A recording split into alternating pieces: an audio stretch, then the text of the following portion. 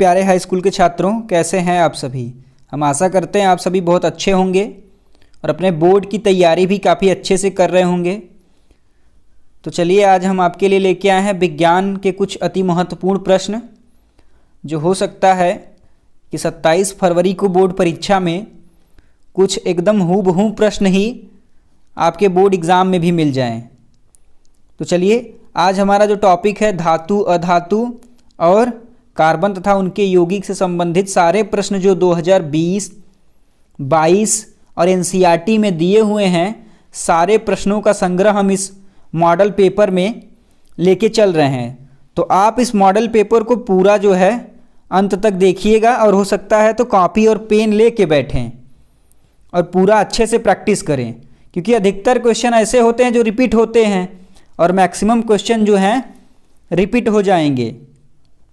तो बाद में ना पछताइए, अभी से जो है तैयार रहिए, क्योंकि बाद में पछताने से कुछ नहीं होता है। ठीक है, तो एक बार सारे लोग पहले इस वीडियो को शेयर कर दीजिए अपने दोस्तों के साथ, जिससे सबके पास पहुंच जाए। एक बार सारे लोग शेयर कर दीजिए, फिर स्टार्ट करते हैं।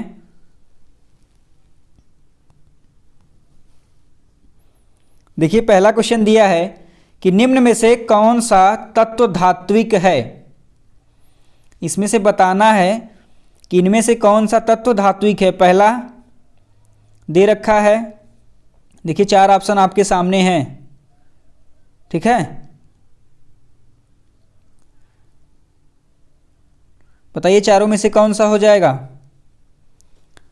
लिथियम, क्या हो जाएगा, लिथियम।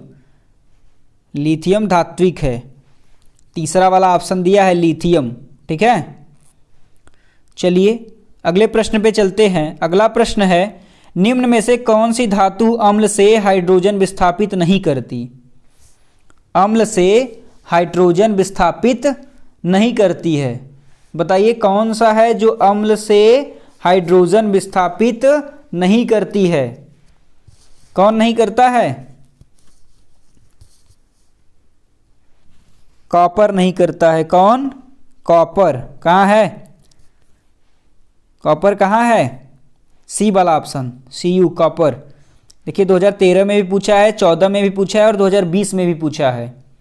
कई बार ये क्वेश्चन जो है बोर्ड एग्जाम में रिपीट हुए हैं। तो एकदम लगे रहिए आप और मॉडल पेपर को पूरा सॉल्व किया करिए, तभी जो है क्वेश्चन जो आपके बोर्ड एग्जाम में भी मैच करेंगे।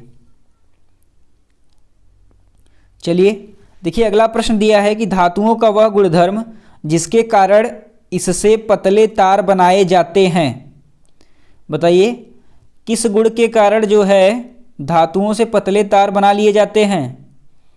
ध्वनिक गुण, आघातवर्धता गुण, तीसरा तान्यता, चौथा चालकता। तो किसी भी चीज़ को अगर हम पतला करेंगे, ठीक है, तो उसमें कौन सा गुण होना चाहिए, तान्यता का गुण होना चाहिए। कौन सा गुण, तान्यता। ठीक है, चलिए अगले प्रश्न पे चलते हैं। अगला प्रश्न दिया है कि निम्नलिखित में से कौन सी धातु साधारण ताप पर जल से अभिक्रिया करती है। बताइए कौन सी धातु साधारण ताप पर जल से अभिक्रिया करती है। 4 ऑप्शन आपके सामने दे रखे हैं, बताइए। कॉपर, लोहा, जस्ता, सोडियम। साधारण ताप पर जल से अभिक्रिया सोडियम करता है, जलने लगता है डालने के बाद। ठीक है, चलिए अगले प्रश्न पे चलते हैं। दिया है कि एल्युमिनियम की सतह पर ऑक्सीजन की परत बनना कहलाता है। एनोडिंग, बी ऑप्शन दे रखा है कैटिनेशन, तीसरा ऑप्शन दे रखा है बेसमरीकरण, चौथा इनमें से कोई नहीं। बताइए क्या हो जाएगा। एल्युमिनियम के सतह पर ऑक्सीजन की परत बनाना एनोडिंग कहलाती है। पहला ही ऑप्शन सही है। देखिए 2022 में पूछा है। हर जिले से जितने भी प्रश्न बने थे 2022 में और 20 में, हमने सबको इस मॉडल पेपर में ले लिया है और यहीं से प्रश्न बोर्ड परीक्षा में भी आएंगे। तो बस आप लगे रहिए और पूरा मॉडल पेपर सॉल्व करिए। जब तक पूरा मॉडल पेपर नहीं सॉल्व करेंगे, कुछ भी क्वेश्चन ऐसा है जो छूट गया तो हो सकता है अगर वही बोर्ड में आ जाएगा तो आप केवल पछता के रह जाएंगे। तो पछताने से अच्छा है कि अभी जो है प्रैक्टिस कर लिया जाए। बताइए धातु है, इसमें से धातु बताना है कौन सा है। ठीक है, कौन सा धातु है? लिथियम। कौन सा? लिथियम। चलिए अगले प्रश्न पे चलते हैं। अगला प्रश्न क्या दिया है?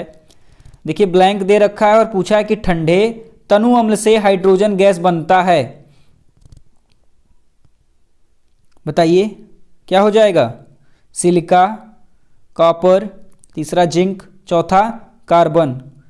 तो जिंक ठंडे तनु अम्ल से हाइड्रोजन गैस बनाता है, यहाँ हो जाएगा जिंक। खाली जगह पे क्या हो जाएगा? जिंक हो जाएगा, जिंक। ठीक है, चलिए अगले प्रश्न पे चलते हैं। ज़्यादा समय न लेते हुए जल्दी जल्दी प्रश्नों को आज हल करते हैं क्योंकि ढेर सारे प्रश्न हैं इसमें। अगला दिया अधातु है, इसमें अधातु बताना है। ये देखो 2022 में पूछा है। बताइए अधातु कौन सा है? ठीक है, पोटेशियम, फ्लोरीन, एल्युमिनियम, सोडियम। कौन सा है इसमें से? एफ। ठीक है, फ्लोरीन ही जो है अधातु है। चलिए आगे चलते हैं। अगला प्रश्न क्या दिया है? दिया है कि ठंडे तनु अम्ल से हाइड्रोजन गैस बनाता है। बताइए ठंडे तनु अम्ल से हाइड्रोजन गैस कौन बनाता है? ये भी 2022 में पूछा है। कौन बनाता है? सोडियम। ठीक है, सोडियम जो है ठंडे तनु अम्ल से हाइड्रोजन गैस बना देता है। याद रखिएगा ऐसे प्रश्नों को। चलिए अगला प्रश्न दिया है, खनिज तथा अयस्क की परिभाषा लिखिए और खनिज तथा अयस्क में अंतर समझाइए। देखिए दो प्रश्न अलग अलग जिलों में पूछा है। ये देखिए अलग जिले में पूछा था और ये अलग जिले में पूछा हुआ है। तो बताइए खनिज तथा अयस्क की परिभाषा दीजिए, खनिज तथा अयस्क में अंतर बताइए। तो ये आप अपने जो है नोटबुक से पढ़ लीजिएगा कि खनिज क्या होते हैं और अयस्क क्या होते हैं। ठीक है, धातुओं के यौगिक पृथ्वी के अंदर खानों में जिस रूप में पाए जाते हैं उसे खनिज कहते हैं, और अयस्क जिसमें धातु का निष्कर्षण लाभप्रद एवं आर्थिक दृष्टि से उपयोगी होता है, अयस्क कहलाता है। ठीक है, वह खनिज जिसमें धातु का निष्कर्षण हो। चलिए अगले प्रश्न पे चलते हैं। ठीक, अगला दिया है कि मिश्र धातु क्या है? ये एनसीईआरटी का प्रश्न है। मिश्र धातु क्या है बताइए। जो पढ़े होंगे उसका उत्तर उनको तुरंत याद आ जाएगा। तो क्या होता है? दो या दो से अधिक धातुओं को पिघलाकर ठंडा करने से जो समांग धातु मिश्रण मिलता है उसे मिश्र धातु कहते हैं। ठीक है, चलिए अगले प्रश्न पे चलते हैं। अगला प्रश्न दिया है निस्तापन तथा भर्जन में क्या अंतर है, और इसमें दूसरा प्रश्न दे रखा है कि गालक एवं धातुमल में क्या अंतर है। बताइए गालक एवं धातुमल में क्या अंतर है, स्पष्ट करिए इसको। अब ऐसे प्रश्न देखिए 3-3 नंबर में आते हैं।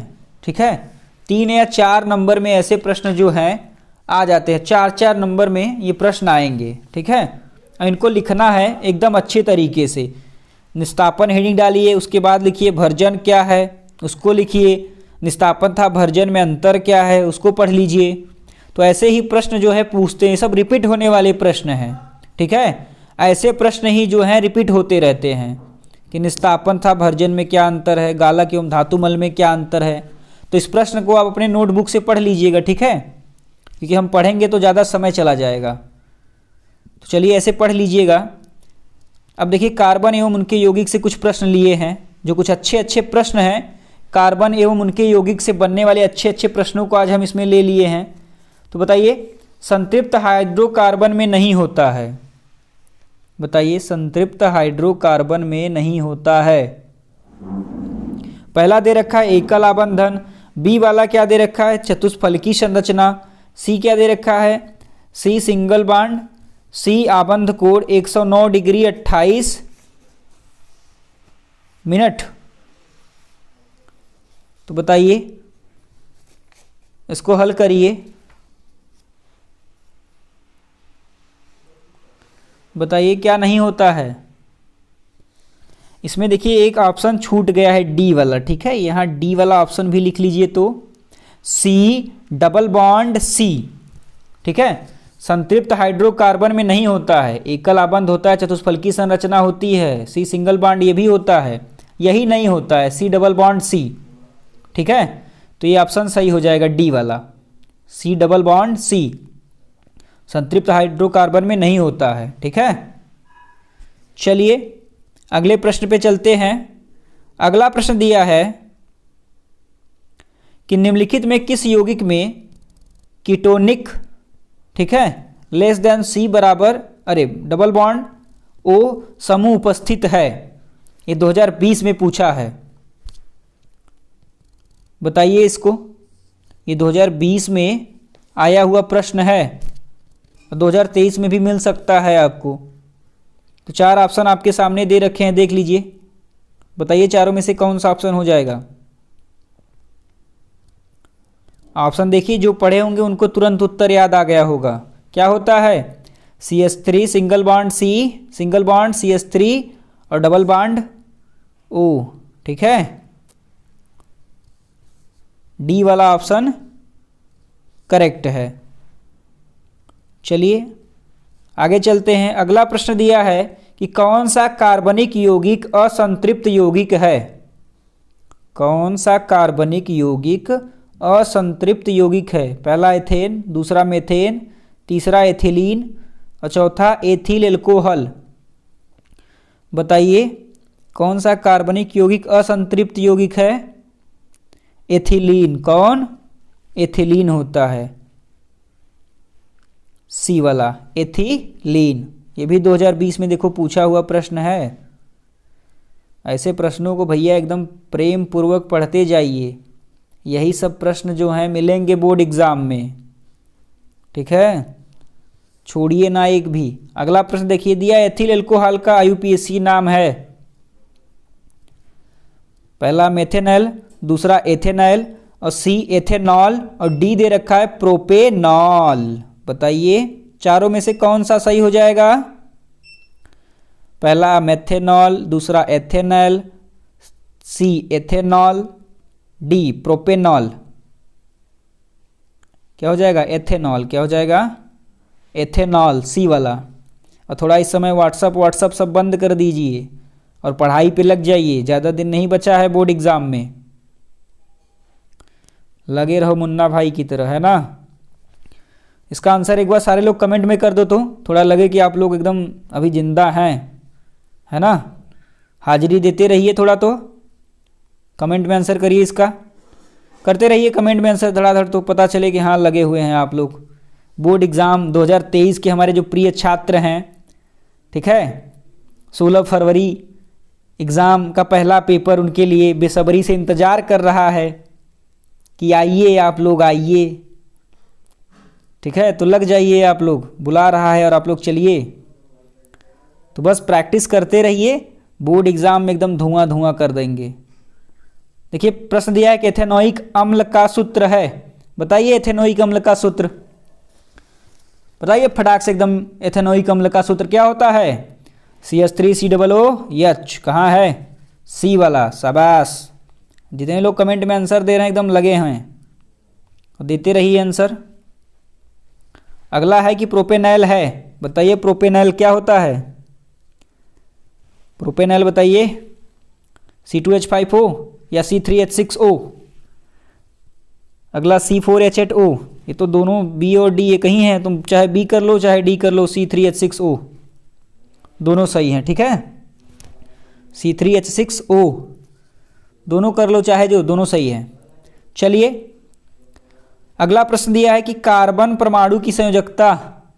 कार्बन परमाणु की संयोजकता पता है कितनी होती है, 4। कितना होता है, 4।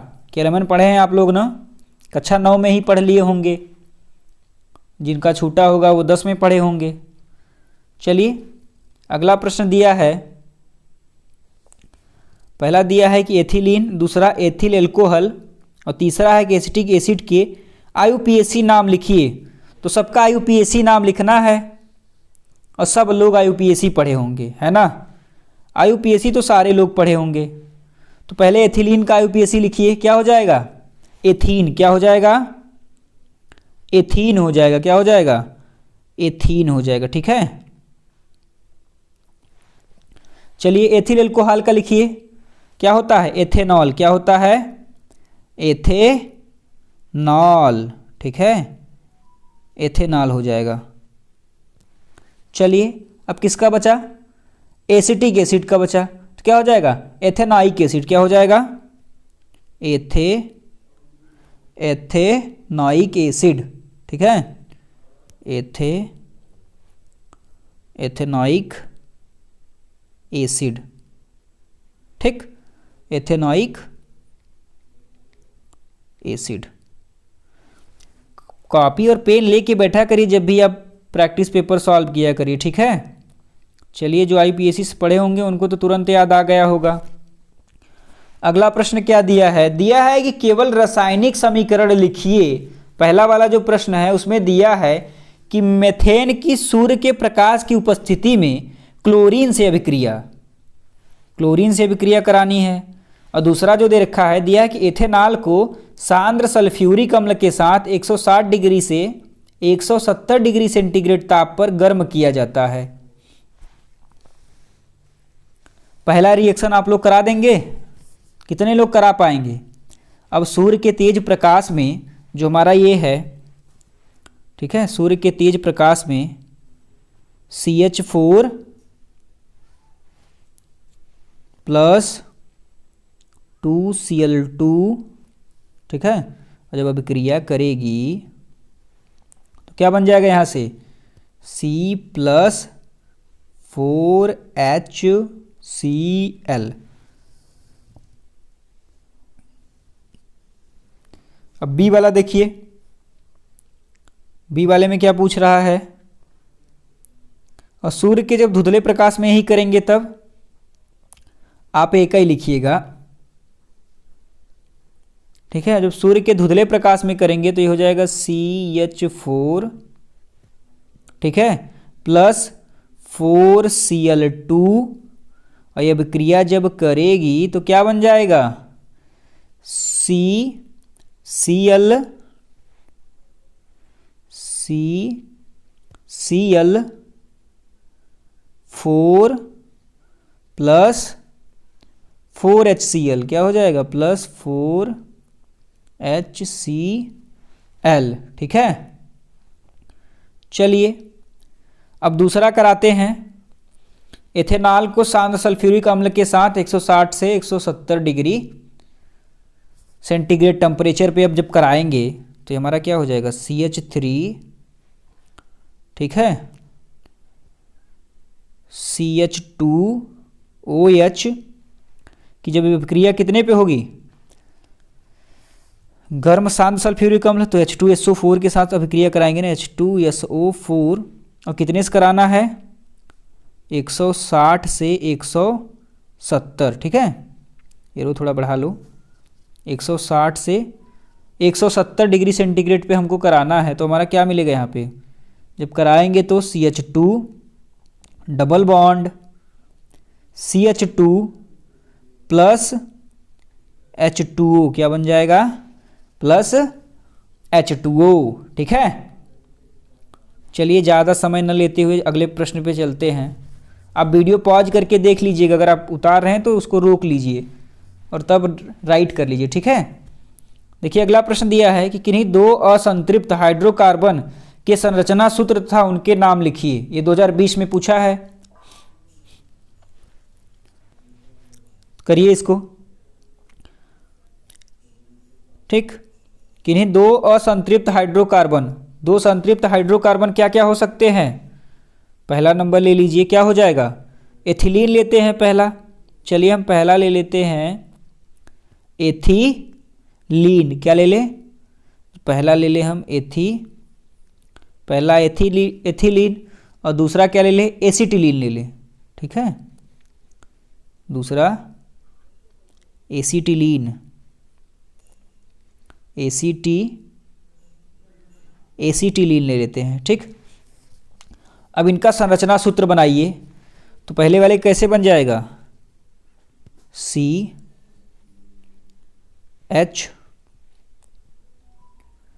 ठीक है, double bond CH, single bond H। ठीक है, ये बन गया एथिलीन का संरचना सूत्र। अब एसिटिलीन का बनाइए, H single bond C, triple bond C, single bond H। याद रखिएगा, हो सकता है 2023 में आ जाए, ऐसे ही प्रश्न पूछ लेगा आपसे, या तो दे देगा दोनों नाम और संरचना सूत्र पूछ देगा। ऐसे ही प्रश्न पूछते हैं बोर्ड में घुमा फिरा के। चलिए अगला प्रश्न दिया है कि निम्नलिखित यौगिकों के IUPAC में लिखिए, मतलब इनके IUPAC नाम लिखना है। ठीक, निम्नलिखित यौगिकों के IUPAC नाम लिखिए। अब देखिए पहला जो दे रखा है इसमें C2H5OH, या एक और करके उसी में दे दिया है CH3CH2OH, दोनों के साथ सिंगल बॉन्ड लगाया है। तो लिखिए, अब इनका IUPAC नाम लिखिए। आप लोग IUPAC नाम लिख के दिखाइए, लिखिए IUPAC नाम लिखिए। देखिए कई बार, मतलब ये बहुत बार रिपीटेड, देखो 2016 में पूछा, 17 में पूछा, 19 में पूछा, देखो 20 में पूछा, 15 में पूछा, 11 में भी पूछा है। देखिए इसमें 4 अलग अलग हैं, 5 प्रश्न हैं। ठीक है, पांचों के IUPAC नाम लिखना है, आप लिखते जाइए, हम बताते जाएंगे। ठीक है, अब देखिए ये जो है C2H5OH किसका है, एथेनॉल का। किसका, एथेनॉल का है ये। ठीक, ये दूसरा वाला देखिए, दूसरा वाला किसका है, ये दूसरा जो है दिया है वो किसका है, प्रोपेनोन 2। ठीक है, किसका हो जाएगा, प्रोपेनोन 2। ठीक है, अब तीसरा वाला देखिए, तीसरा वाला किसका है, ये तीसरा जो है ये है एथेनाइल का। किसका है, एथेनाइल। ठीक, चौथा वाला CH3COOH, ये किसका है, ये एथेनॉइक अम्ल। अभी जस्ट इसके पहले हमने किया भी था, एथेनॉइक अम्ल। और ये आखिरी वाला पांचवा जो है ये किसका है, ये प्रोपेनॉइक अम्ल। किसका है, प्रोपेनॉइक अम्ल। ठीक है, इसका IUPAC नाम क्या हो जाएगा, प्रोपेनॉइक अम्ल। ठीक, देखिए एक प्रश्न में 5 प्रश्न थे और अलग अलग सालों में पूछे हुए हैं। हर साल ऐसे ही क्वेश्चन जो है कि आते रहते हैं, ज़्यादा पेपर का लेवल नहीं बदलता है। ठीक है, इसी प्रकार आपसे पूछेंगे। चलिए अगले प्रश्न पे चलते हैं। देखिए अगला प्रश्न भी कह रहा है निम्नलिखित यौगिकों के संरचना सूत्र लिखिए। अब सबका संरचना सूत्र लिखना है। ठीक है, पहला मेथेन का संरचना सूत्र लिखिए, दूसरा एथेन, तीसरा एथिलीन, चौथा ब्यूटेनोन, पांचवा बेंजीन, छठवां 2 मेथिल प्रोपेनॉल 1, सातवां एसिटिक एसिड, आठवां 2 हाइड्रॉक्सी प्रोपेनाइक अम्ल और 9वां प्रोपेनॉल 2। अब देखिए 2020 में पूछा है, देख रहे हैं ना, ऐसा ही क्वेश्चन पूछता है। अब संरचना सूत्र जो है आप लोग बनाइएगा बैठ के, ये प्रश्न हमने दे दिया है। ठीक है, सबका संरचना सूत्र आप लोग बनाइएगा। चलिए अगले प्रश्न पे चलते हैं, ज़्यादा समय न लेते हुए, या तो कहिए बना ही दे हम सबका। तो चलिए पहले वाले का देखते हैं, मेथेन का। ठीक है, चलिए बना देते हैं। चलिए मेथेन का पहले बनाते हैं। तो मेथेन का हो जाएगा H। ठीक है, single bond H, single bond C, single bond H, single bond H। ठीक है, सिंगल बॉन्ड H। चलिए बन गया, ये है मेथेन का। अब देखिए दूसरा एथेन का देखिए। अगर एथेन का बनाना है तो ठीक है, एक H को यहाँ से इंक्रीज कर दीजिए। अब एथेन का देखिए कैसे बनाते हैं। तो H single bond C single bond H, अब यहाँ से जो है एक C और हो जाएगा, ठीक है, और H, ठीक, सिंगल बॉन्ड H और सिंगल बॉन्ड H। ये किसका बन गया? ये एथेन का बन गया, ठीक है, ये बन गया एथेन का।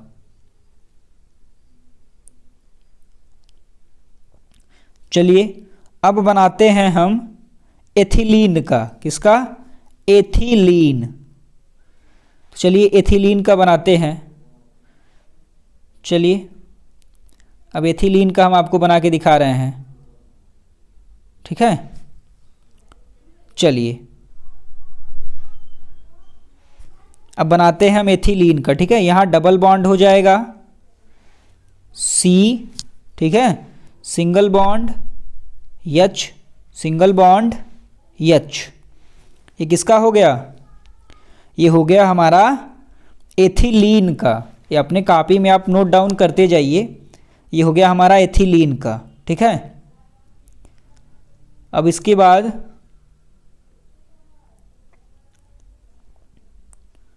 अब यहाँ से अगर हम आप कहें तो 10वां वाला जो प्रोपेनॉल 2 है उसका बना दें। प्रोपेनॉल 2 का जो आखिरी वाला 10 नंबर था, प्रोपेनॉल 2 का बना देते हैं। उसके बाद जो छूट रहा है उसका बना देंगे। आप केवल राइट डाउन करते जाइए। अब देखिए अब हम बना रहे हैं 10 नंबर प्रोपेनॉल 2 जो दे रखा है, ठीक है। उसका इसी प्रकार हो जाएगा जो प्रोपेनॉल 2 है, सिंगल बॉन्ड H, ठीक है, प्रोपेनॉल 2 के लिए, और ये H और एक जो है यहाँ पे सिंगल बॉन्ड लग जाएगा। चलिए जाने दीजिए, हम पहले चौथा बना लेते हैं फिर बनाएंगे, ठीक है। चौथा वाला हमारा क्या दिया है? ब्यूटेनोन। क्या दिया है? ब्यूटेनोन का पहले बनाते हैं। तो हो जाएगा CH3 single bond CH2 single bond O और double bond O single bond CH3, ठीक है। ये किसका हो गया? ये हो गया ब्यूटेनोन का। किसका? ये संरचना सूत्र बन गया ब्यूटेनोन। चलिए अगला बनाते हैं। ब्यूटेनोन के बाद हम बना लेंगे बेंजीन। किसका बनाएंगे? बेंजीन का बनाते हैं। तो चलिए बेंजीन का तैयार करते हैं हम। CH single bond HC double bond HC, ठीक है। उसके बाद सिंगल बॉन्ड C, ठीक है, double bond CH single bond CH, ठीक है, और डबल बॉन्ड C। तो पहले से लिखा है, ठीक, इसके नीचे एक H और लिख दीजिए। ये किसका हो गया हमारा? ये बन गया बेंजीन का। किसका संरचना सूत्र है? ये बेंजीन का है, ठीक। चलिए अगला बनाते हैं अब 2 मेथिल प्रोपेनॉल 1, ठीक, जो दिया है 2 मेथिल प्रोपेनॉल 1, उसका बना लेते हैं। बनाइए CH3 single bond CH single bond CH2 OH, ठीक है, और CH3, ठीक। चलिए ये बन गया 2 मेथिल प्रोपेनॉल 1, ठीक। अगला बनाते हैं एसिटिक एसिड का। अब बनाएंगे हम एसिटिक एसिड का। बनाइए H single bond C single bond C single bond OH, ठीक है, C के साथ H और C के साथ डबल बॉन्ड O। ये किसका हो गया? ये हमारा बन गया एसिटिक एसिड का, ठीक है। या तो CH3 सिंगल बॉन्ड COOH, इसको ऐसे भी बना सकते हैं, CH3 सिंगल बॉन्ड COOH, ऐसे भी बनाया जा सकता है। चलिए अगला बनाते हैं अब बनाएंगे एसिटिक एसिड का। अरे सॉरी, अभी एसिटिक एसिड का तो हमने बनाया ना। चलिए अब अगला एसिटिक एसिड के बाद 8 नंबर ऊपर क्वेश्चन में क्या दिया है, 2 हाइड्रॉक्सी प्रोपेनाइक अम्ल दिया है। ठीक, यही दिया था ना, 2 हाइड्रॉक्सी प्रोपेनाइक अम्ल।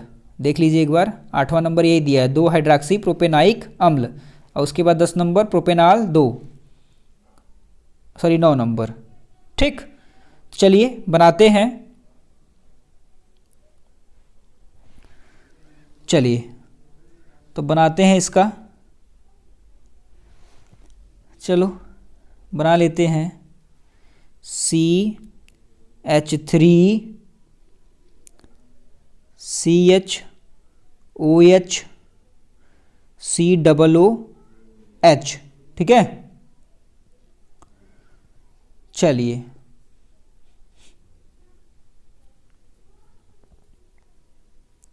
अब अगला प्रोपेनाल 2 का बना लेते हैं। प्रोपेनाल 2 में बना लेते हैं H single bond C, single bond C होता है, फिर सिंगल बॉन्ड C होता है, फिर सिंगल बॉन्ड H होता है। ठीक है, और single bond H, single bond H, single bond H, single bond H। ठीक, single bond OH, single bond OH। ठीक है, ये है इसकी संरचना सूत्र प्रोपेनाल 2 का। प्रोपेनाल 2 का यही संरचना सूत्र है। ठीक, चलिए ज़्यादा समय न लेते हुए अगले प्रश्न पे चलते हैं। यहाँ भी IUPAC नाम लिखना है, इनके IUPAC नाम लिखिए। पहले वाले का IUPAC नाम क्या हो जाएगा, प्रोपेनोन। क्या हो जाएगा, प्रोपेनोन। और दूसरे वाले का देखिए 2 प्रश्न दिया है ना, यहाँ से एक है और इसके इधर दूसरा। दूसरे वाले का बताइए, ये भी 2022 में पूछा है। दूसरे का IUPAC क्या हो जाएगा, प्रोपेन। क्या हो जाएगा, ब्रोमोप्रोपेन। दूसरे का हो जाएगा ब्रोमोप्रोपेन। ठीक है, ब्रोमोप्रोपेन। ठीक, ब्रोमोप्रोपेन हो जाएगा दूसरे वाले का, और पहले वाले का प्रोपेनोन। अभी आपने कई बार किया भी है ऐसे प्रश्न। चलिए अगले प्रश्न पे चलते हैं। अगला प्रश्न भी क्या पूछा, इनका IUPAC नाम यही पूछ रहा है ना। देख लीजिए, बताइए दोनों का IUPAC नाम क्या हो जाएगा। IUPAC नाम बताइए, पहले वाले का IUPAC नाम बताइए क्या हो जाएगा। इस वाले प्रश्न का IUPAC नाम बताइए क्या हो जाएगा, मेथेनॉइक अम्ल। क्या हो जाएगा,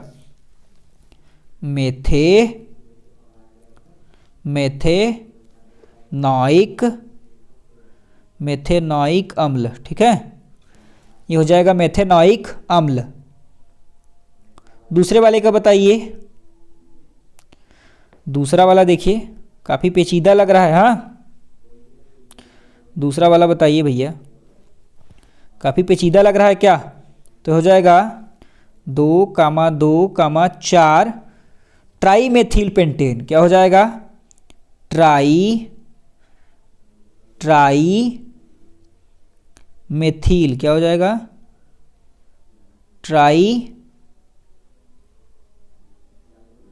ट्राईमेथिल। ठीक है, ट्राईमेथिल पेंटेन। क्या हो जाएगा, ट्राईमेथिल पेंटेन।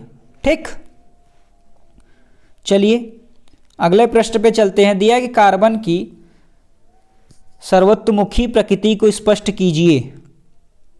कार्बन की सर्वतोमुखी प्रकृति को स्पष्ट करना है, ये 2022 में पूछा था।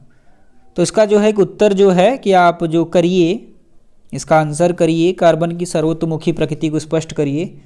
आप अपने जो है नोट्स से पढ़ लीजिएगा इसको, ऐसे इंपॉर्टेंट क्वेश्चन अक्सर आते रहते हैं। ठीक है, अब देखिए फिर IUPAC नाम पूछा है कि निम्नलिखित के IUPAC नाम लिखिए। 2 दे रखा है, इनका IUPAC नाम लिखिए। पहले वाले का बताइए क्या हो जाएगा। IUPAC अक्सर बोर्ड एग्जाम में पूछे जाने वाले क्वेश्चन हैं, ये अक्सर पूछे जाते हैं। लिखिए, पहले वाले का लिखिए। पहले वाले क्या हो जाएगा, 1 क्लोरोब्यूटेन टू ऑल क्या हो जाएगा, लिख लो आप, मैं बोल रहा हूँ, 1 chloro butane two all, 1 chloro butane two all. दूसरे वाले का क्या हो जाएगा, 2 2 डाईमेथिल ब्यूटेनॉइक अम्ल, ठीक है, डाईमेथिल ब्यूटेनॉइक अम्ल लिख लीजिए, डाईमेथिल ब्यूटेनॉइक अम्ल हो जाएगा, ठीक है।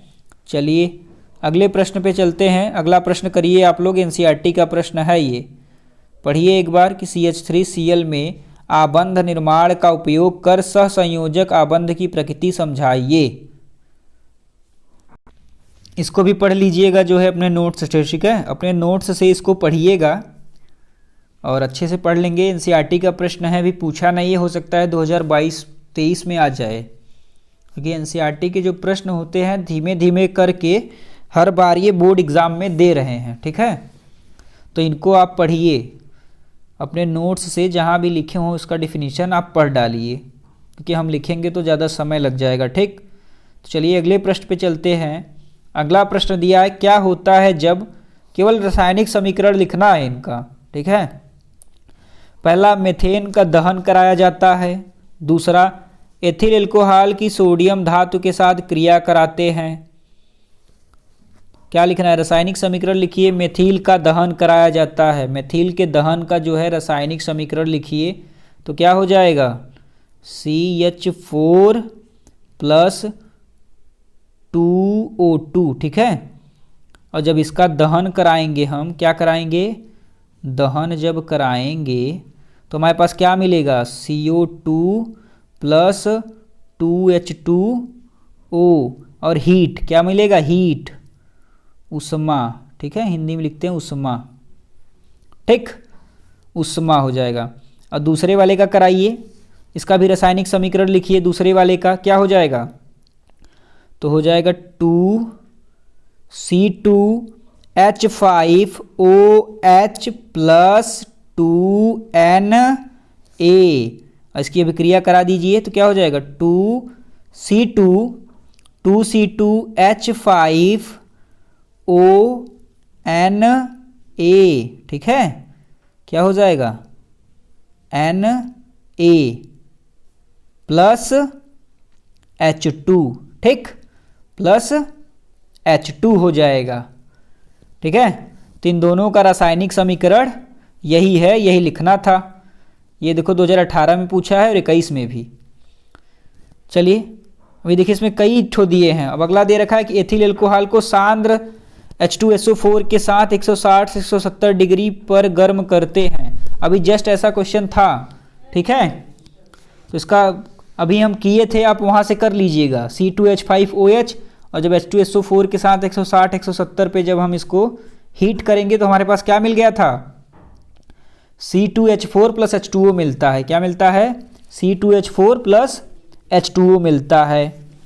अगला चौथा वाला क्या कह रहा है कि एथिल अल्कोहल को शांत सल्फ्यूरिक अम्ल H2SO4 के साथ 140 डिग्री पर गर्म करते हैं। सेम प्रक्रिया करिए वही, ठीक है, कि C2H5OH + C2H5OH को जब गर्म करेंगे H2SO4 140 डिग्री पर तो हमें मिलेगा C2H5 सिंगल बॉन्ड O और उसके बाद C2H5 + H2O, ठीक है। और पांचवा वाला, मेथेन क्लोरीन से क्रिया करती है। चलिए हम मेथेन को क्लोरीन से क्रिया करा देते हैं, ठीक है, चलिए हम करा दे रहे हैं। चलिए तो हम करा रहे हैं, आपके मेथेन क्लोरीन से क्रिया कराते हैं तो क्या हो जाएगा, हमारे पास हो जाएगा CH4 + Cl2 और जब इसकी अभिक्रिया करा देंगे तो हो जाएगा CH3Cl + HCl, ठीक है। चलिए छठवें का कराते हैं, एथिल एसीटेट सोडियम हाइड्रोक्साइड के साथ अभिक्रिया जब कराएंगे तो हमारे पास क्या मिलेगा, मिल जाएगा CH3COO C2H5 + NaOH और जब अभिक्रिया हो जाएगी तो क्या हो जाएगा, CH3COO प्लस C2H5OH, ऊपर लिख दे क्या, यहाँ लिख देते हैं C2H5OH, ठीक है। एथिल एल्कोहल, C2H5OH क्या होता है, एथिल एल्कोहल। चलिए आगे बढ़ते हैं। जब साबुन को जल में डाला जाता है तो मिसेल का निर्माण क्यों होता है? क्या एथेनॉल जैसे दूसरे विलायकों में भी मिसेल का निर्माण होगा? एनसीईआरटी का प्रश्न है। इसका उत्तर आपको अपने नोटबुक से पढ़ना है, चाहे जैसे ढूंढ के, चाहे जहाँ से आप पढ़िए इसको, क्योंकि एनसीईआरटी का प्रश्न है, अभी तक आया नहीं है, मतलब अब आएगा। ये जो भी एनसीईआरटी के प्रश्न हैं जो 2020 और 22 में पूछ लिए हैं, और जो नहीं पूछे हैं उनको 2023 में पूछना है, 24 में पूछना है, आगे उनको पूछना ही पूछना है किसी न किसी वर्ष में, ठीक है। और शाम में जब वीडियो आपका चलता है तो जो व्हाट्सएप का आपका नोटिफिकेशन आता है ना, उसको म्यूट कर दीजिए और पढ़ाई पे ध्यान दीजिए। बहुत लोगों का व्हाट्सएप नोटिफिकेशन आ रहा होगा टुन टुन टुन टुन करके, उसको बंद कर दीजिए और तब होगी पढ़ाई। बोर्ड अब आ ही गया है, 27 फरवरी को आपके विज्ञान का पेपर है। जो पढ़ के जाएगा बढ़िया से वही लिखेगा वहाँ। बहुत ज़्यादा लोग जो नकल वाले भरोसे पड़े होंगे वो तो फेल हो जाएंगे ऐसे ही, ठीक है। तो अपने दम पे रहिए। तो चलिए इस क्वेश्चन का आंसर जो है वो अपने नोटबुक से पढ़ लीजिएगा कि साबुन के अणु के जो दो मुख्य भाग होते हैं, एक जलरागी और दूसरा जल विरागी भाग, यही सब पढ़ना है इसमें आपको। चलिए अगले प्रश्न पे हम चलते हैं। अगला प्रश्न दिया है, निम्नलिखित स्थिति में जो होता है उसके लिए रासायनिक समीकरण लिखिए। फिर यहाँ रासायनिक समीकरण आपको लिखने के लिए कह दिया है। अब सबका रासायनिक समीकरण आप अपने से लिखेंगे, इन सभी का। अभी हमने कुछ पहले बताया है, कुछ छूटा होगा तो अपने नोटबुक से पढ़ के और लिखिए। ये काफ़ी इम्पॉर्टेंट क्वेश्चन है। देखिए 2019 में पूछा, 20 में पूछा, 21 में तो पेपर ही नहीं हुआ था, कहाँ से पूछ दिया। 2019 में पूछा है, देखो 20 में पूछा है। तो ऐसे प्रश्न छोड़ने नहीं है, चाहे जहाँ से मिले उनको पढ़ना ही पढ़ना है, ठीक है। तो इन सब को जो है कि आप लिख के और कमेंट बॉक्स में आंसर करिएगा। हम आपके आंसर का इंतज़ार करेंगे। सभी लोग जो है इनका उत्तर जो है कमेंट बॉक्स में करेंगे, ठीक है। सारे लोग करिए। चलिए अगला प्रश्न दिया है कि सजातीय श्रेणी से आप क्या समझते हैं? सजातीय श्रेणी की प्रमुख विशेषताओं का उल्लेख कीजिए और टिप्पणी भी लिखना है। देखिए 11 में पूछा, 14 में, 16 में, 19 में, 20 में, बहुत बार पूछा है ये प्रश्न। 20 में तो कई जिलों में देखिए पूछा। सब ये जिले के कोड होते हैं जो नंबर आप देखते हैं इसमें, ठीक है। ये अलग अलग जिलों में पूछा हुआ प्रश्न होता है। तो सजातीय श्रेणी बताइए क्या होता है? समान क्रियात्मक समूह वाले कार्बनिक यौगिकों को उनके अणुभार के बढ़ते या घटते हुए क्रम में रखा जाता है तो एक श्रेणी बनती है जिसे सजातीय श्रेणी कहते हैं, ठीक है। यह है सजातीय श्रेणी। उनकी विशेषता क्या है? किसी सजातीय श्रेणी के सभी यौगिक को एक ही समान सूत्र द्वारा प्रदर्शित किया जा सकता है, ठीक। जैसे पैराफिन, हाइड्रोकार्बन, कई विशेषताएं हैं, आप पढ़ लीजिएगा अपने नोटबुक से। हम जितना पढ़ेंगे उतना आपका समय जाएगा, तब से अगले प्रश्न पे चलेंगे, ठीक है। चाहे तो आप लोग लिख भी सकते हैं, हम बोल रहे हैं। एक विशेषता हम और बता देते हैं। सजातीय श्रेणी के सभी यौगिकों को कुछ सामान्य विधियों द्वारा बनाया जा सकता है। अगला नंबर डाल के लिख लीजिए। सजातीय श्रेणी के यौगिकों में अणुभार बढ़ने के साथ ही अनेक भौतिक गुणों जैसे कवथनांक तथा गलनांक में क्रमिक परिवर्तन होने लगता है। ये सब उनकी विशेषता ही है, ठीक। चलिए अगला प्रश्न क्या पूछा है आपसे, कह रहा है कि मीथेन तथा एथिलीन के दहन की अभिक्रिया लिखिए। मीथेन तथा एथिलीन के दहन की अभिक्रिया लिखनी है, लिखिए इसको आप लोग। चलिए लिखते हैं, CH4 प्लस 2O2, अभी कराए थे क्या इसको, शायद इसको हमने कराया था, CO2 प्लस 2H2O, ठीक। फिर अगला लिख देते हैं इसी में, दूसरा नंबर C2H4 प्लस 3O2 की अभिक्रिया हो जाएगी किससे, 2CO2 प्लस 2H2O, ठीक। चलिए हो गई दहन की अभिक्रिया हमारी। अगले प्रश्न पे चलते हैं। पूछा है कि हाइड्रोकार्बन क्या है, ये भी बहुत इंपॉर्टेंट क्वेश्चन है, अक्सर घुमा फिरा के पूछते रहते हैं हाइड्रोकार्बन से प्रश्न, ठीक। तो बताइए हाइड्रोकार्बन क्या है। एलिफैटिक संतृप्त हाइड्रोकार्बन तथा एलिफैटिक असंतृप्त हाइड्रोकार्बन को उदाहरण द्वारा स्पष्ट कीजिए। और 2019 में पूछा था कि हाइड्रोकार्बन पर टिप्पणी लिखिए, देखिए पूछा है ना, हाइड्रोकार्बन पर टिप्पणी लिखिए। तो देखिए हाइड्रोकार्बन क्या है, केवल कार्बन तथा हाइड्रोजन के संयोग से बने यौगिक हाइड्रोकार्बन कहलाते हैं। और ये दो प्रकार के होते हैं, पहला संतृप्त हाइड्रोकार्बन और दूसरा असंतृप्त हाइड्रोकार्बन। संतृप्त हाइड्रोकार्बन क्या होते हैं, वे हाइड्रोकार्बन जिनमें कार्बन परमाणु की चारों संयोजकताएं केवल एकल बंध द्वारा ही संतुष्ट होती हैं, संतृप्त हाइड्रोकार्बन होता है। जैसे मीथेन, एथेन, ये सब क्या हैं, संतृप्त हाइड्रोकार्बन हैं। असंतृप्त हाइड्रोकार्बन वे हाइड्रोकार्बन जिनमें कार्बन परमाणु की चारों संयोजकताएं एकल सहसंयोजक बंधों द्वारा संतुष्ट नहीं होती हैं, असंतृप्त हाइड्रोकार्बन होता है वो। जैसे ऐसे यौगिकों में कार्बन के परमाणु युग्म बंध या त्रिक बंध द्वारा जुड़े रहते हैं, ठीक है।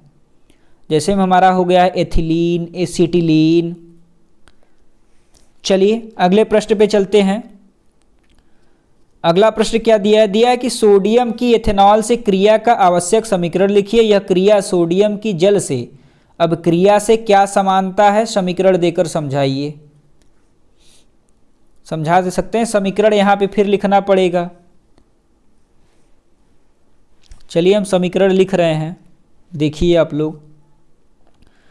तो हो जाएगा 2Na प्लस 2C2H5OH, ठीक है। इसकी अभिक्रिया लिख देते हैं, क्या हो जाएगा, C2H5ONa प्लस H2, ठीक। दूसरा लिखते हैं 2Na प्लस 2HOH, इसकी अभिक्रिया क्या हो जाएगी, 2NaOH प्लस H2, ठीक है। Sodium hydroxide 2NaOH। अब दोनों अभिक्रियाओं में सोडियम परमाणु OH समूह से H को विस्थापित कर देता है, तो जो हमारा O है यह नए समूह बन जाता है, ठीक है। चलिए ये भी 2020 में पूछा था, आप लोग कॉपी पेन लेके बैठे, जो हम कर रहे हैं उसको लिखते जाइए तो ज़्यादा समझ में आएगा। और यही सब प्रश्न जो है आपके बोर्ड एग्ज़ाम 2023 में भी पूछेंगे, बाहर से नहीं आएंगे, इसलिए तैयारी में एकदम जो है जुट जाइए। अगला प्रश्न दिया है कि प्रतिस्थापन अभिक्रिया किसे कहते हैं, एक उदाहरण देकर स्पष्ट कीजिए। और दूसरा इसी में क्वेश्चन पूछ दिया है कि प्रतिस्थापन अभिक्रिया पर संक्षिप्त टिप्पणी लिखिए। तो बताइए प्रतिस्थापन अभिक्रिया किसे कहते हैं, जब किसी संतृप्त हाइड्रोकार्बन के हाइड्रोजन परमाणु को एक एक करके क्लोरीन के परमाणुओं द्वारा प्रतिस्थापित करते हैं तो इसे प्रतिस्थापन अभिक्रिया कहते हैं। लिख लीजिएगा, ठीक है। वीडियो पीछे करके और राइट कर लीजिए पेन लेकर, ज़्यादा बढ़िया रहेगा, ठीक। चलिए हम एक उदाहरण दे देते हैं इसके लिए। अभी हमने दिया भी था इसके पहले कि सूर्य के प्रकाश में उपस्थिति CH4 + Cl2 अभिक्रिया हुई थी तो CH3Cl + HCl बना था हमारे पास। चलिए हम लिख देते हैं फिर से CH4 + Cl2। जो अच्छे से देख रहे होंगे वीडियो उनको ज़्यादा बढ़िया समझ में आएगा, क्योंकि अभी हमने पहले कराया है इसके पहले जस्ट इसी ही लेक्चर में। ठीक है,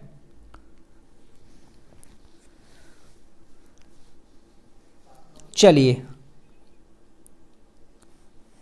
और आप लोग जो है इसको विस्तृत रूप से जो है अपने नोट्स से पढ़ लीजिएगा, या जो भी आप रखे होंगे गाइड बुक, जो भी आपके स्कूल का लेक्चर होगा, जो स्कूल में नोट्स लिखवाया गया होगा, कहीं से भी इसको विस्तृत रूप से पढ़ लीजिए, क्योंकि ये सब प्रश्न जो है आते हैं बोर्ड में।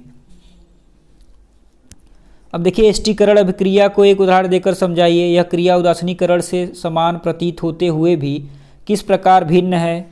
एष्टीकरण पर संक्षिप्त टिप्पणी लिखिए। ठीक है, क्या होता है जब एसिटिक अम्ल के साथ एथिल अल्कोहल क्रिया करता है? इन सब प्रश्नों को जो है सब पढ़ने वाले प्रश्न हैं, इनको अपने नोट्स से पढ़िए आप लोग, क्योंकि ये सब जो है प्रश्न बहुत इम्पॉर्टेंट है, तो इसको पढ़िए जो है। ठीक है, चलिए अगले प्रश्न पे चलते हैं। अगला प्रश्न दिया है कि साबुन की रासायनिक प्रकृति उदाहरण देकर स्पष्ट कीजिए। साबुन की रासायनिक प्रकृति उदाहरण देकर स्पष्ट कीजिए। इसका उत्तर क्या हो जाएगा? साबुन उच्च अणुभार के वसीय अम्लों के सोडियम अथवा पोटेशियम लवण होते हैं। ठीक है, तो सोडियम पामिटेट का फार्मूला क्या होता है पता है? लिख देते हैं हम, C15H31COONA। सोडियम पामिटेट, इसका क्या नाम है? Sodium palmitate. लिख लीजिएगा, C17H33COOK, इसका नाम है पोटेशियम स्टीयरेट। ठीक है, पोटेशियम स्टीयरेट नाम है इसका। अगला C17H31COONA,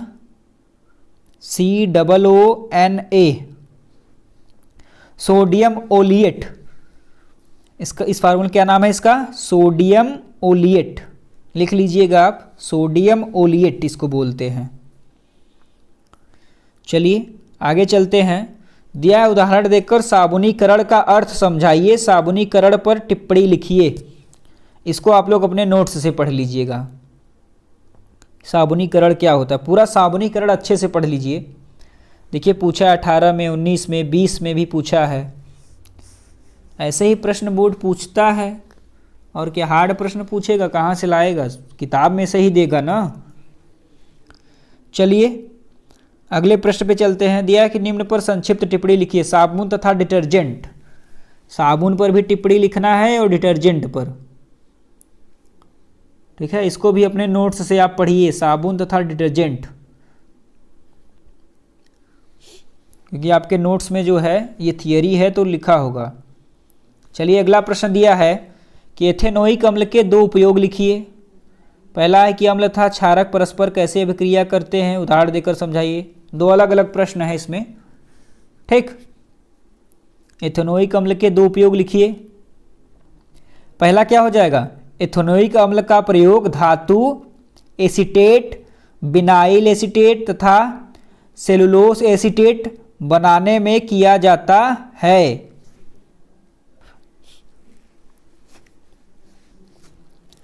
और इसका प्रयोग वाष्पशील कार्बनिक एस्टर बनाने में भी किया जाता है। हो गया दो ठो। दूसरा वाला बताइए, दूसरे का उत्तर क्या हो जाएगा?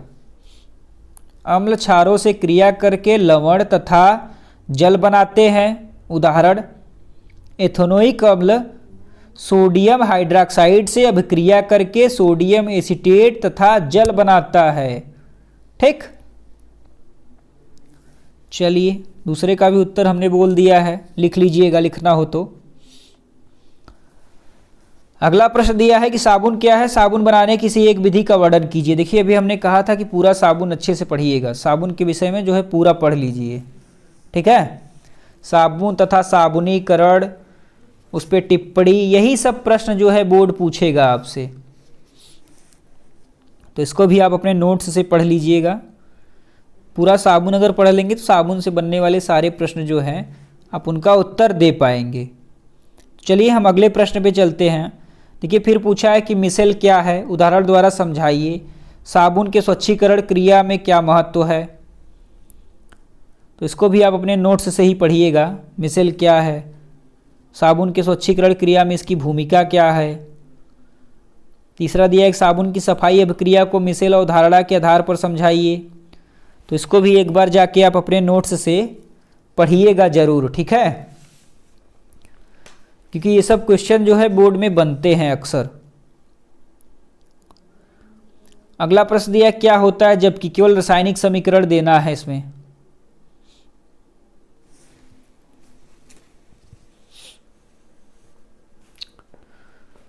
अब बताइए, सबका पहला है कि एथेनॉल को क्षारीय पोटेशियम परमैंगनेट के साथ गर्म करते हैं तो क्या हो जाएगा। CH3CH2OH को जब KMnO4 पर गर्म करेंगे तो हमें क्या मिल जाएगा, CH3COOH मिल जाएगा। क्या मिल जाएगा, CH3COOH मिलता है। दूसरा वाला क्या कह रहा है कि एथेनॉल को सल्फ्यूरिक अम्ल के अधिक में 160 डिग्री से 170 डिग्री सेंटीग्रेड पर गर्म करते हैं, तब क्या हो जाएगा। तो लिखेंगे कि CH3CH2OH जब इसको हम 160-170 पर गर्म करेंगे H2SO4 के साथ तो हमें क्या मिल जाएगा, CH2 double bond CH2 plus H2O। तीसरा वाला क्या कह रहा है, तीसरा कह रहा है कि एसिटिक अम्ल सोडियम कार्बोनेट से अभिक्रिया करता है तो कराइए। 2CH3COOH प्लस Na2CO3 इसकी अभिक्रिया हो जाएगी तो क्या बनेगा, 2CH3COONA plus CO2 plus H2O। चौथा वाला क्या कह रहा है, एथिल एसीटेट सोडियम हाइड्रोक्साइड के साथ अभिक्रिया करता है, कराइए इसकी अभिक्रिया तो क्या बन जाएगा, CH3COOC2H5 प्लस NaOH। अभिक्रिया होगी तो CH3COONA प्लस CH3CH2OH, इसको हम एथेनॉल कहते हैं, CH3CH2OH को। चलिए पांचवा वाला क्या पूछ रहा है, पांचवा पूछ रहा है कि एथिल एल्कोहल सोडियम धातु के साथ अभिक्रिया करता है, इसकी अभिक्रिया कराइए तो हो जाएगा 2C2H5OH प्लस 2Na।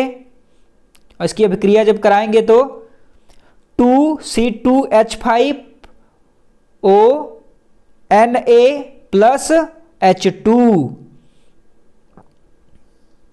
अगला क्या दिया है, छठवां वाला कह रहा है एथिल एल्कोहल को अम्लीय पोटेशियम डाइक्रोमेट के साथ गर्म किया जाता है। जब इसको हम C2H5OH को गर्म करेंगे H2O पर K2Cr2O7 अम्लीय तो हमें क्या मिलेगा, अभिक्रिया कराने पर मिलेगा CH3CHO और यहाँ जो अभिक्रिया हो जाएगा CH3COOH एथेनोइक अम्ल, ठीक है।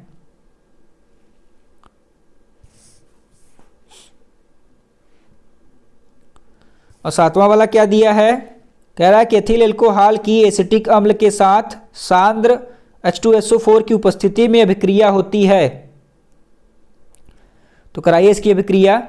जब हम C2H5OH प्लस CH3COOH की अभिक्रिया H2SO4 से कराएंगे तो क्या मिलेगा, CH3COOC2H5 प्लस H2O, यही मिल जाएगा CH3COOC2H5 और प्लस H2O, यही मिलता है, ठीक है।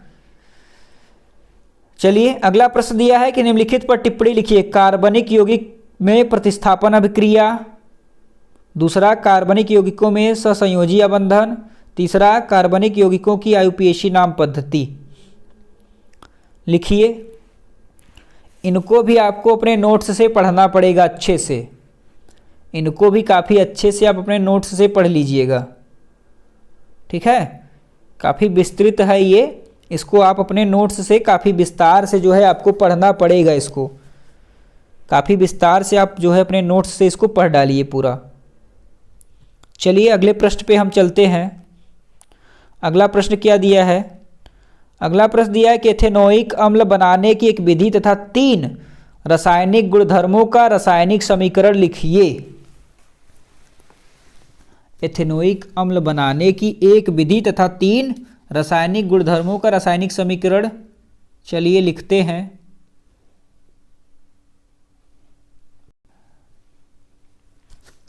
तो एथेनोइक अम्ल को कार्बोनिल यौगिक जैसे एथेनॉल, एसिटाल्डिहाइड के ऑक्सीकरण से विचरित करते हैं तो हमारे पास क्या होता है? जब हम यहाँ अभिक्रिया कराएंगे CH3CHO प्लस O, ठीक है, और इसका जब हम तनु H2SO4 प्लस K2Cr2O7 पे अभिक्रिया कराएंगे, यहाँ लिखेंगे H2SO4 इस एरो के ऊपर, ठीक है, प्लस K2Cr2O7, तो जब अभिक्रिया करा देंगे यहाँ तो हमारे पास मिलेगा CH3COOH, ठीक, इसको हम क्या कहेंगे? एसिटिक अम्ल। क्या है? एसिटिक अम्ल। और ये क्या है? एथेनॉल, ठीक। इनके बारे में आप विस्तार रूप से जो है अपने नोट्स से पढ़िएगा, ठीक है, काफ़ी विस्तार से इनको पढ़ना है तो अपने नोट्स से पढ़िएगा। चलिए अगला प्रश्न देखते हैं। अगला प्रश्न क्या दिया है? कार्बनिक यौगिकों में ऑक्सीकरण अभिक्रिया, दूसरा सजाती श्रेणी, तीसरा साबुन तथा अपमार्जक की निर्मलन क्रिया। चलिए अभी हमने आपको कहा था पढ़ने के लिए इसको, अगर आपने पढ़ लिया होगा तो ज़्यादा बढ़िया है, इसको ना पढ़े हो तो वीडियो ख़त्म होने के बाद जो जो क्वेश्चन हमने कहा है पढ़ने के लिए उसको अपने नोट्स से अवश्य पढ़ना है आपको, क्योंकि ऐसे ही प्रश्न जो है बोर्ड में आते हैं। लापरवाही नहीं, लापरवाही करेंगे तो कहाँ जाएंगे पता है ना। चलिए अगले प्रश्न पे चलते हैं। अगला प्रश्न दिया है कि संक्षिप्त टिप्पणी लिखिए। पहला संतृप्त तथा असंतृप्त हाइड्रोकार्बन, अभी हमने बताया था जस्ट इसके पहले। दूसरा दहन तथा योगात्मक अभिक्रिया, और तीसरा मिसेल। तो मिसेल के बारे में आपको पढ़ना है अपने नोट्स से। दहन तथा योगात्मक अभिक्रिया ये भी आपको पढ़ना है। यहाँ हम बता देते हैं दहन तथा योगात्मक अभिक्रिया क्या होती है। देखिए, दहन का अभिप्राय पदार्थ को ऑक्सीजन या वायु की उपस्थिति में प्रबलता से गर्म करना है। कार्बनिक यौगिक दहन के दौरान कार्बन डाइऑक्साइड हाइड्रोजन से जल में ऑक्सीकृत हो जाता है तथा उष्मा और प्रकाश की अत्यधिक मात्रा निर्मुक्त होती है, इसलिए दहन को ऑक्सीकरण क्रिया माना जाता है।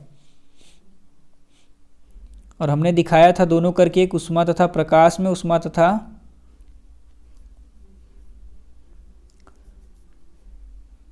ठीक है, तो इसको आप जो है अपने नोट्स से अच्छे से पढ़ लेंगे, ये आपको पढ़ना ही पढ़ना है। चलिए अगला दिया है कि निम्न अभिक्रियाओं को पूर्ण कीजिए। अब ये अभिक्रिया आपको करनी है, कराइए अभिक्रिया आप लोग, ये हम आपके लिए छोड़ रहे हैं, अभिक्रिया आप लोग कराइए। कमेंट बॉक्स में आंसर करिए, हम करा दें कि आप लोग करेंगे। सारे लोग कमेंट करिए, हम करा दें कि आप लोग करेंगे। चलिए करा देते हैं। तो जब इसकी अभिक्रिया कराएंगे तो क्या हो जाएगा? यहाँ हमारे पास हो जाएगा CH3COONA प्लस H2O, क्या हो जाएगा? H2O, ठीक है। चलिए दूसरी अभिक्रिया कराते हैं। C2H5OH प्लस Na का क्या मिल जाएगा हमको? 2, क्या मिल जाएगा यहाँ? अब देखिए जो ये 2, अभी हम चाहें तो इसको चलिए ऊपर वाला इरेज करके अच्छे से लिखते हैं। हाँ, ऊपर वाला हम इरेज करके बढ़िया से लिखते हैं। एक एक करके लिखते जाएंगे, आप लोग लिख लीजिएगा अपने नोट्स में। तो हो जाएगा 2C2H5ONA प्लस H2, ठीक है। तीसरे वाले का अभिक्रिया कराइए, CH3COOH प्लस C2H5OH का। ये तो अभिक्रिया पहले भी आप करा चुके हैं, तो चलिए इसकी अभिक्रिया कराते हैं हम। तो हमारे पास क्या मिलेगा, ऊपर लिख दें क्या या नीचे लिखते हैं यहाँ से? चलिए हम फिर नीचे लिख देंगे, ठीक है, कोई दिक्कत नहीं है ना, हम नीचे लिख देंगे इसको। तो हमारे पास क्या मिलेगा, हो जाएगा C तो लिखा है, हम उसके बगल में लिख देते हैं H3, तो आप समझ लीजिएगा CH3 है। CH3 जो है, CH3 हमारा जो दे रखा,